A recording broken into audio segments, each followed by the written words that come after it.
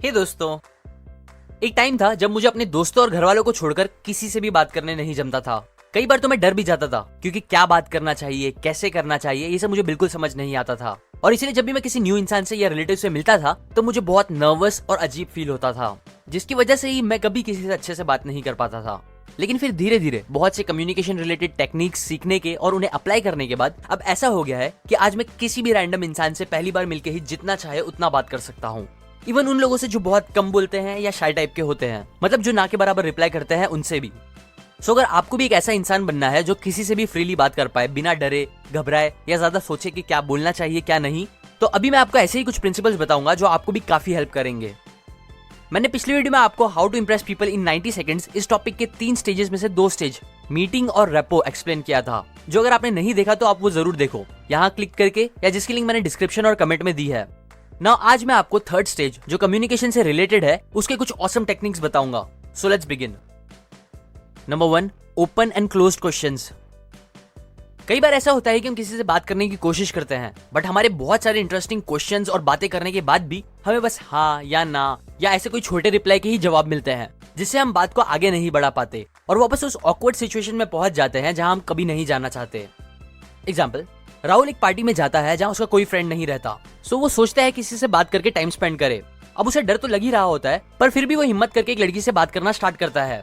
कुछ ऐसे, हेलो। जवाब में आता है, हाय, पार्टी काफी अच्छी है ना? हाँ अच्छी है। तुम सूरज की दोस्त हो? हाँ हाँ राइट।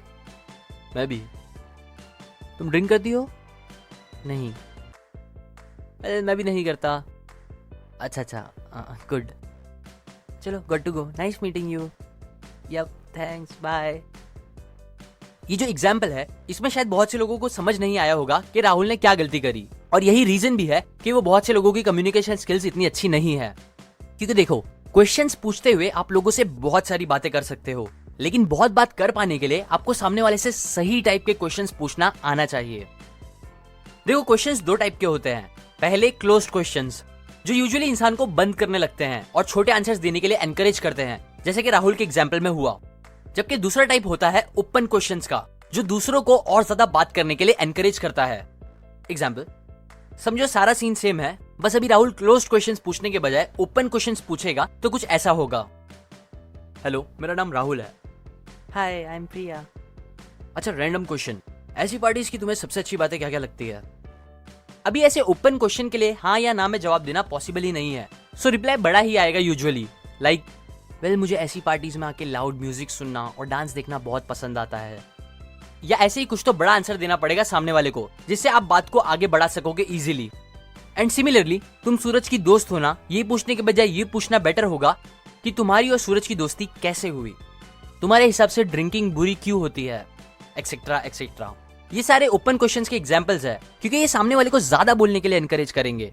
और एक डिस्क्लेमर, अगर ऐसे ओपन क्वेश्चंस पूछने के बाद भी सामने वाला अगर इंटरेस्टेड नहीं लग रहा है तो यही अच्छा है कि आप एक्सक्यूज करके एक जेंटलमैन की तरह वहां से चले जाओ।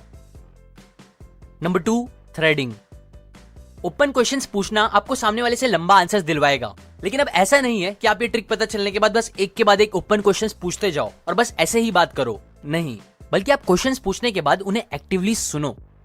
एक्टिवली मतलब अपना पूरा ध्यान देके, क्योंकि बिना उनकी बातों को अच्छे से सुने आप उनकी फीलिंग्स नहीं समझ पाओगे, ना ही फिर रैपॉर्ट क्रिएट होगा, और ना ही आप एक ऑसम टेक्निक का यूज कर पाओगे जिसे बोलते हैं थ्रेडिंग। थ्रेडिंग एक ऐसी टेक्निक है जिसका यूज करके आप बातों को जितना चाहे उतना इंटरेस्टिंगली आगे बढ़ा सकते हो, वो भी रैपो और इमोशनल कनेक्शन क्रिएट करते हुए। एग्जाम्पल, उसी राहुल वाले सीन को कंटिन्यू करके बताऊं तो, जब उस लड़की ने कहा मुझे ऐसी पार्टीज में आके लाउड म्यूजिक सुनना और डांस देखना पसंद आता है, तो ये रिप्लाई मिलने के बाद अगर वो ओके बोल के या अच्छा नाइस बोल के दूसरे क्वेश्चंस पूछने लगेगा तो ये चीज इतना कनेक्शन और रेपो क्रिएट नहीं करेगा। जबकि अगर वो ये बोलेगी, ओह दैट्स ग्रेट, मतलब तुमको म्यूजिक और डांस पसंद है, चलो तुम्हारे 3 फेवरेट सॉन्ग्स बताओ डांस करने के लिए, तो ऐसे टाइप का उनकी बात से थ्रेड करके कनेक्ट करके दूसरी बात करना बेस्ट है। क्योंकि यहाँ ये रिप्लाई दिखाता है कि आप वो सामने वाले को एक्टिवली सुन रहे थे, जो किसी भी इंसान को बहुत पसंद आता है, और आपने थ्रेडिंग टेक्निक का भी यूज किया। थ्रेडिंग मतलब और कुछ नहीं, बस सामने वाले की बोली हुई बात से कोई एक वर्ड या बात को पकड़कर उस बात से रिलेटेड कुछ और बात करना। जैसे यहाँ राहुल ने डांस और म्यूजिक को पकड़ के बात को आगे बढ़ाई। थ्रेडिंग सच एक बहुत कमाल की टेक्निक है जिसे अगर आप मास्टर कर लोगे तो आप कभी भी बात करते हुए अटकोगे नहीं, या ये नहीं सोचोगे बात करने के बीच में कि अब क्या बोलूं, क्योंकि आपको इतनी अपॉर्चुनिटीज दिखने लगेगी बात आगे बढ़ाने की। सो इसे आप जरूर यूज और प्रैक्टिस करो। Number 3, question words.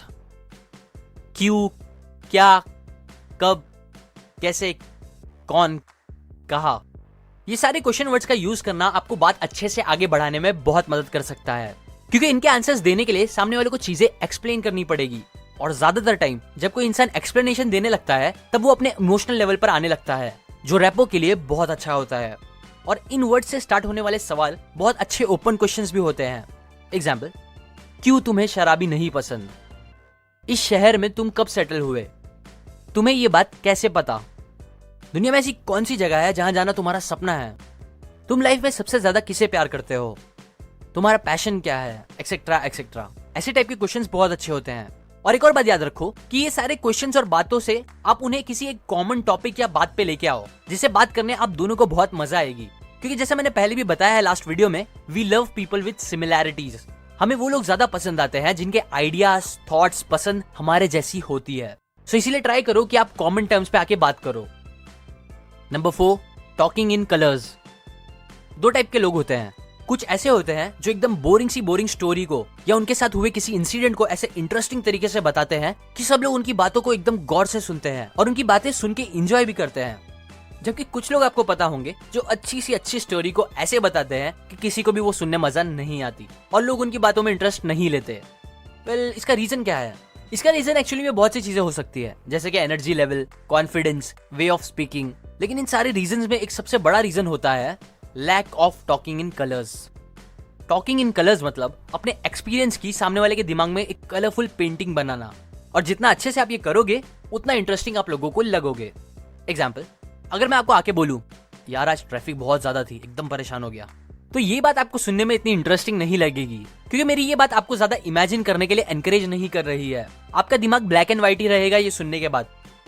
लेकिन सेम चीज बोलते टाइम अगर मैं आपको कलर्स के साथ इमेजिन कराऊं कि वो सीन कैसा था, आपके सारे सेंसेस को पिक्चर में लाते हुए, जैसे कि मुझे क्या दिख रहा था, क्या सुनाई दे रहा था, कैसा फील हो रहा था, कैसी स्मेल आ रही थी, एक्सेट्रा एक्सेट्रा, तो ये चीज सुनने में बहुत इंटरेस्टिंग हो जाएगी। पहली वाली बात का ही एग्जांपल दूं तो आज बाइक चलाते हुए जब घर आ रहा था तब मौसम एकदम संतरे जैसा ऑरेंज टाइप का हो गया था। मजा आ रही थी बाइक चलाने, एकदम ठंडी ठंडी हवा चल रही थी और मैं राइड बहुत एंजॉय कर रहा था।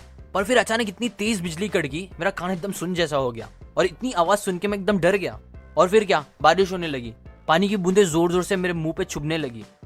और उसके बाद थोड़ा ही आगे चला तो देखा पूरा रोड एकदम ट्रैफिक से भरा हुआ था। हॉर्न की आवाजें आ रही है, सब चिल्ला रहे हैं, रुक रुक के गाड़ी चला चला के एकदम दिमाग खराब हो गया। और ऊपर से फिर उसके बाद कचरे की गाड़ी मेरे सामने आके खड़ी हो गई। इतनी बदबू आ रही थी ना उससे, और ऊपर से रेनकोट भी नहीं लिया था, पूरा गीला गीला। बात सुनते हुए रुक रुक के मेरे को आना पड़ा। अगेन ये बेस्ट एग्जांपल तो नहीं है, बट आपको समझ आ गया होगा कि कैसे मैंने आपके दिमाग में वो पेंटिंग बनाने की कोशिश करी, आपके सारे सेंसेस को पिक्चर में लाते हुए। और सिमिलरली ऐसी अगर आप बातों को इंटरेस्टिंग बनाना चाहते हो तो ये टेक्निक का यूज करो, जिसे बोलते हैं टॉकिंग इन कलर्स। सो अब एक बार सारे इंपॉर्टेंट पॉइंट्स को रिवाइज करते हैं। पहली चीज, आप हमेशा दूसरों से ओपन क्वेश्चंस पूछो, ना कि क्लोज क्वेश्चंस, ताकि लोग आपको लंबे आंसर्स देके आपसे इजीली फ्री हो सके। दूसरा पॉइंट, आप दूसरों की बातों को गौर से ध्यान देके सुनो, ताकि आप उनकी फीलिंग्स को समझ पाओ और साथ ही साथ थ्रेडिंग टेक्निक का यूज करके उनसे रैपो भी क्रिएट कर पाओ। तीसरा पॉइंट, आप क्यों, क्या, कब, कैसे, कहां, कौन, इन क्वेश्चन वर्ड्स का यूज करो बात करते टाइम, और ट्राई करो कि किसी कॉमन टॉपिक पे उन्हें लाने की, जिसकी बातें करने आप दोनों को मजा आए। Last fourth point, black and white बातें मत करो, बल्कि ऐसी कलरफुल बातें करो जिससे कि सामने वाला अपनी इमेजिनेशन का यूज कर पाए, और वो भी अपने मोस्ट ऑफ द सेंसेस को पिक्चर में लाते हुए। बस ये थे वो 4 टेक्निक्स जो आप फॉलो करके किसी से भी कितनी भी बातें आगे बढ़ा सकते हो।